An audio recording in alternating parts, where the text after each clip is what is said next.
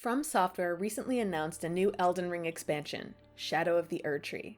We don't have a trailer yet, but the developers posted an intriguing teaser image that gives us a surprising amount of information on what to expect from the DLC. If you're new to this channel, welcome! My name is Michela, and I stream and share From Software lore, gaming news, reviews, and collectibles. Please like and subscribe for more videos like this one. Now, let's talk about what we know about Elden Ring, Shadow of the Erdtree.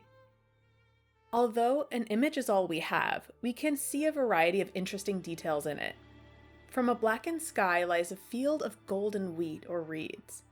Ruins lie littered and shrouded with dense fog throughout the landscape, and beyond the mountains grows a twisted tree with sap and ash running down its trunk. The sky is inky and completely dark, save for the area over the tree where the clouds part and cast golden light below.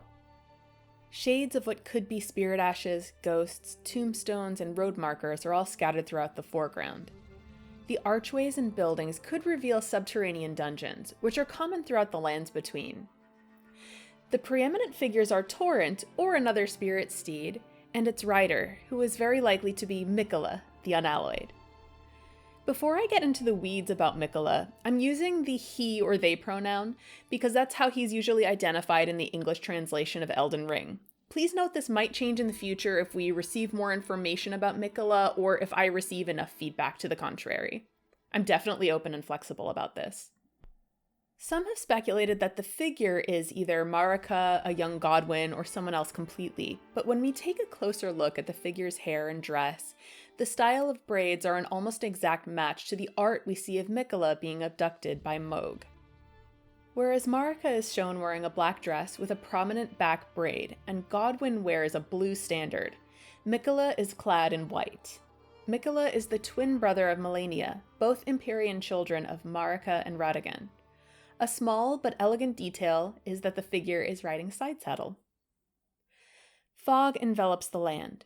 This could be visual, like in Aeonia of the Lakes, or it could be associated with sleeping and dreams. In the beginning of the game, we approach the Church of Alay at night to find Ranni, who introduces herself as Renna. Mist surrounds her, and if we check inside the building, Calais is asleep. When we look at the tree in the distance, it's possible to be two trunks intertwining. This is a detail Zuli the Witch pointed out on Twitter. In real life, certain plants like mistletoe act as parasites that wrap around trees, and this could be no different. This very well could be the Erdtree, Miquella's Haligtree, or Godwyn's corpse rising from below in the deep-root depths. I speculate it's either a combination of the two or a completely new tree we haven't seen yet. Of those options, Godwyn's corpse is the most realistic option. In the lands between, the deep-root depths are situated directly underneath the Elden Throne at Leyndell, royal capital, directly underneath the Erdtree. Tucked just outside the roots of the Erdtree lies the Prince of Death's throne. Here we see the corpse of Godwyn, the first demigod who died on the Night of the Black Knives. It's interesting that these two thrones are located right next to each other, and when you access the map here, you see Godwyn's throne is represented as a tree trunk, just as the Erdtree is. Godwyn's body is changed irrevocably. His body enormous, fly-eaten, and encased with scales, it's grown massive over time.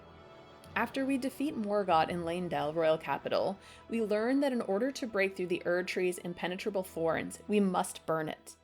The ash falling from the tree in the distance of the image could be the long-since burnt Erdtree, intertwined with the parasitic, overgrown corpse of Godwyn the Golden.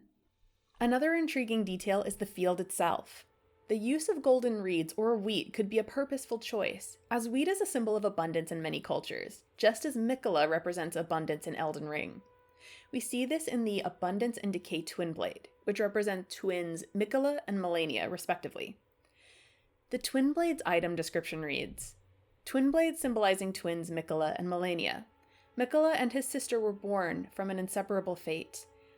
The blades contain the runes of both abundance and decay. As half-brothers, Godwyn and Miquella are also linked. When we find Fia at the end of her quest, we find her leaning against Godwyn's corpse. Once we approach, we receive the option to enter the Deathbed Dream. Here, we battle Lich Dragon Fortisax. Fortisax was Godwyn's companion. and he remains in the dream to battle the Deathblight. It's a battle he's tragically losing, as we see Deathblight bursting from within him during the battle. Miquella is dismayed by his half-brother's state of undeath. His soul is gone, but his body still grows, Deathblight branches sprouting from it. At Ariza's hero's grave in Leyndell, we found a magnificent sword called the Golden Epitaph that highlights this. The item description reads, "Sword made to commemorate the death of Godwyn the Golden, first of the demigods to die. Infused with the humble prayer of a young boy. O brother, Lord brother, please die a true death." The quote is likely to be Miquella's plea to allow his half-brother a true death, a release from the horrific existence that traps him. The unique skill included with the Golden Epitaph, interestingly, is called Last Rites. What is a last rite? In the Catholic faith, a last rite is performed for a dying person to ensure their soul passes on into heaven. Through this, it's clear to see the depths of Miquella's sorrow and his yearning for his brother to be released from his suffering. If not Godwyn, the presumed second tree might also be a form of the Crucible. The Crucible existed long before the time of the Erdtree, and cradled life forms from the misbegotten to omens. The Crucible Tree Knight item description tells us that the Crucible of Life was the primordial form of the Erdtree. This opens up the possibility that a Crucible tree could also have overtaken the Erdtree. Like the painted worlds we've seen in previous Dark Souls DLCs, Shadow of the Erdtree could take place in a dreamscape. In the lands between, both Godwyn and Miquella are incapacitated. Godwyn from the death of his body, and Miquella after he was wrenched from the Halig tree while he was still in a pupa state. Miquella is speculated to be Saint Trina, who is associated with sleep and dreaming. If the figure in the key art really is Miquella, we could become inhabitants of Miquella's or Godwyn's dream. But if not a dream, the area we're plunged into could be a version of the afterlife. The golden reeds surrounding Miquella and Torrent remind me of the ancient Egyptian afterlife called Aru. In ancient Egyptian mythology, the spirit of the dead travels through the Duat, the realm of the dead. At the end of the Duat, the heart is weighed against Ma'at's scales. Ma'at is the goddess of justice, truth, morality, and law.